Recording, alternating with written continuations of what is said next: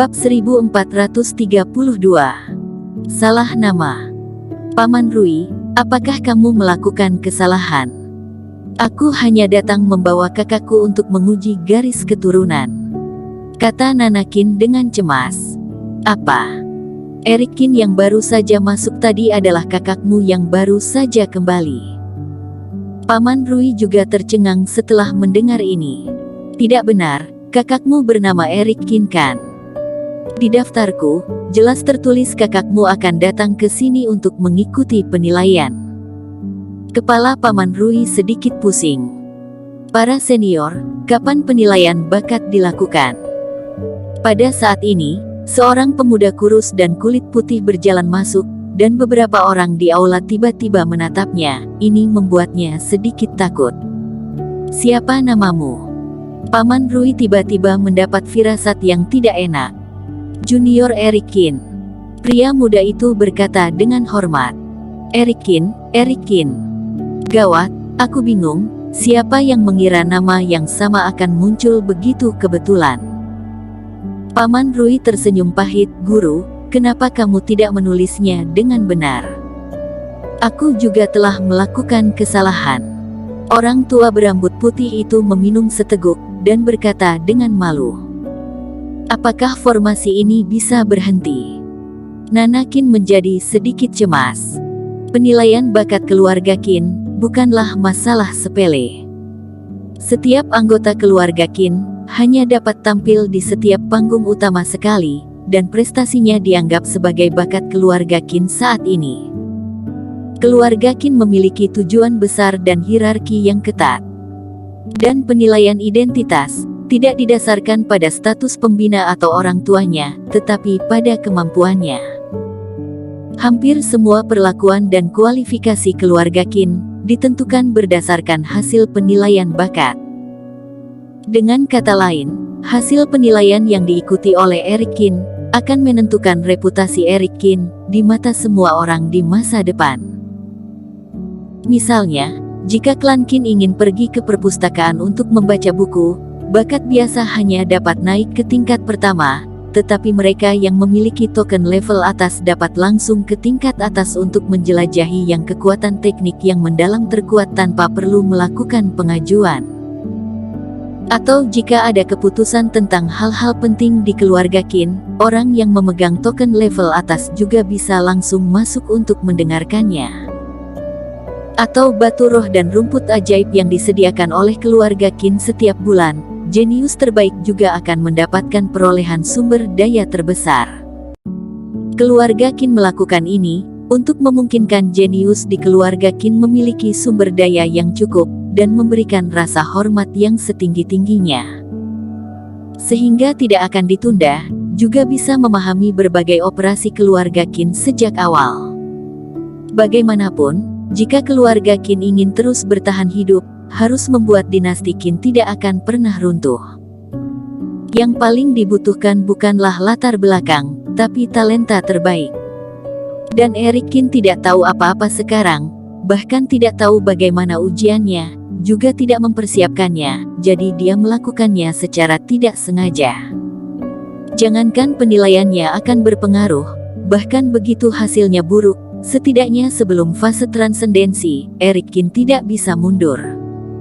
Mengenai penilaian yang akan menentukan nasib Erikin untuk waktu yang lama, Nana Meng tentu saja tidak bisa tidak merasa cemas.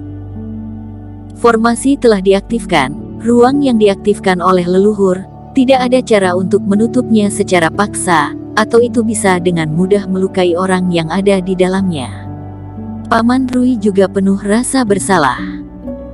Nana, jangan khawatir, setelah kakakmu menyelesaikan penilaian, jika hasilnya tidak memuaskan, aku akan mencari cara untuk melaporkannya ke atasan. Bagaimanapun itu adalah kesalahan kita. Orang tua berambut putih itu berkata dengan ekspresi serius. Tapi jika begitu, paling-paling hanya bisa mendapatkan tingkat menengah. Keduanya sedikit merasa bersalah. Sebelumnya, juga ada contoh yang seperti ini. Awalnya adalah jenius dari keluarga Qin, tetapi karena persiapan yang buruk atau kesalahan yang tidak terduga, mengakibatkan hasil yang terlalu buruk, sehingga dia mengalami kemunduran yang berat, dan sejak itu dia menjadi contoh dari kegagalan. Aku berharap pencapaian kakak keempat tidak terlalu buruk. Nana Qin juga penuh dengan kekhawatiran. Kisah kembalinya Eric Qin ke keluarga Qin telah tersebar luas. Jika hasil penilaian kurang memuaskan, dan jika keluarganya sendiri yang mengetahuinya, maka anggap saja tidak masalah.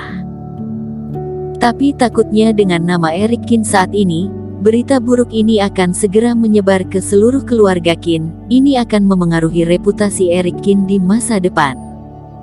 Eric Qin tidak tahu apa yang terjadi di luar. Setelah tersedot ke dalam pusaran ruang, dia dan pemuda itu tiba di sebuah aula kecil.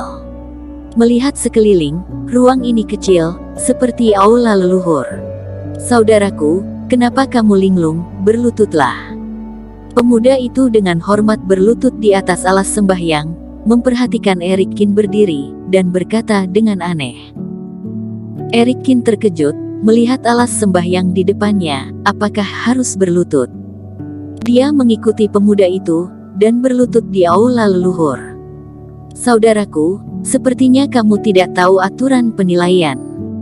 Pemuda itu melihat Eric Qin yang seperti ini, tidak bisa menahan untuk tidak bertanya.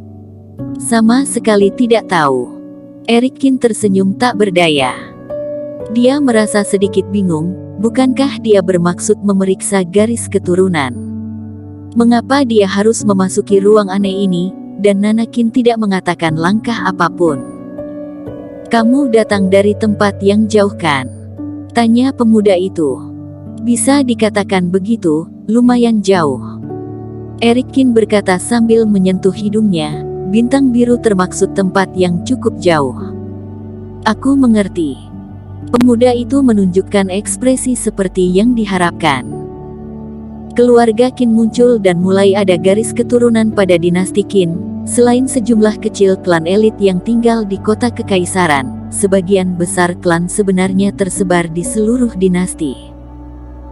Orang-orang ini hanya akan kembali ke kota kekaisaran pada waktu-waktu tertentu, dan tidak tahu banyak tentang tanah leluhur. Pemuda di depannya seharusnya adalah seorang anggota klan keturunan. Pemuda itu tersenyum dan berkata, "Namaku Obed Qin, anggota keturunan ketiga. Aku tahu lebih banyak tentang ini, jadi kamu bisa mengikuti apa yang kulakukan." "Terima kasih kalau begitu. Namaku Eric Qin." Eric Qin juga tersenyum, dan melakukan isyarat tangan terima kasih. "Ini sudah seharusnya. Kalian berada di luar kota, membantu menunggu dan menjaga daerah di sekitar. Jika ada kesulitan tentu saja kami harus membantu." Obed Qin melambaikan tangannya. "Sekarang, mari kita bersujud 10 kali lebih dulu, dan meminta jiwa leluhur untuk menguji kualifikasi untuk kita berdua." Obed Qin kemudian menjelaskan beberapa aturan dan tindakan pencegahan. Eric Qin mengangguk mengerti, tetapi hatinya menjadi semakin bingung. Penilaian ini, mengapa tidak ada hubungannya dengan garis keturunan? Mungkin untuk menguji garis keturunan, juga harus menguji potensi pada saat yang bersamaan. Terlepas dari ini, Eric Qin melakukannya terlebih dahulu. Setelah kedua pria itu menggenggam tangan mereka dengan hormat yang tulus, di atas aula leluhur, seberkas cahaya berkumpul. Seorang lelaki tua yang mengenakan jubah brokat, dan memancarkan cahaya keemasan perlahan-lahan terbentuk. Eric Qin mendengar Obed Qin berkata sebelumnya bahwa, setelah kematian penatua keluarga Qin, sebagian dari ingatan mereka akan mengalir ke artefak leluhur. Orang tua ini adalah fase transendensi dari ingatan banyak leluhur keluarga Qin, dapat digambarkan sebagai yang berpengetahuan luas. Hanya dengan cara ini, dapat menilai bakat setiap orang di generasi muda. Setelah lelaki tua itu muncul, dia mengulurkan tangannya dan tiba-tiba sebuah batu giok muncul di depan mereka berdua. Di tengah giok, ada cetakan telapak tangan yang cekung. Letakkan telapak tangan di atasnya, dan bubarkan pengekangan Reiki di dalam tubuh. Giok ini dapat mendeteksi fondasi kultivasimu. Suara lelaki tua itu mendengung, seperti sebuah peringatan dan isyarat. Aku akan melakukannya dulu. Obedkin takut Erikkin tidak mengerti, jadi dia melangkah maju, dan meletakkan telapak tangannya ke cetakan telapak tangan. Saat kamu melakukannya, jangan melakukan pertahanan apapun. Ada jenius yang suka menyembunyikan dirinya dan dengan sengaja menyembunyikan sebagian dari bakatnya, yang menyebabkan sumber daya tindak lanjut menjadi jauh lebih rendah daripada orang-orang pada periode yang sama, yang memengaruhi kemampuan dasarnya, dan baru bisa menyusul setelah ratusan tahun berikutnya. Bersambung.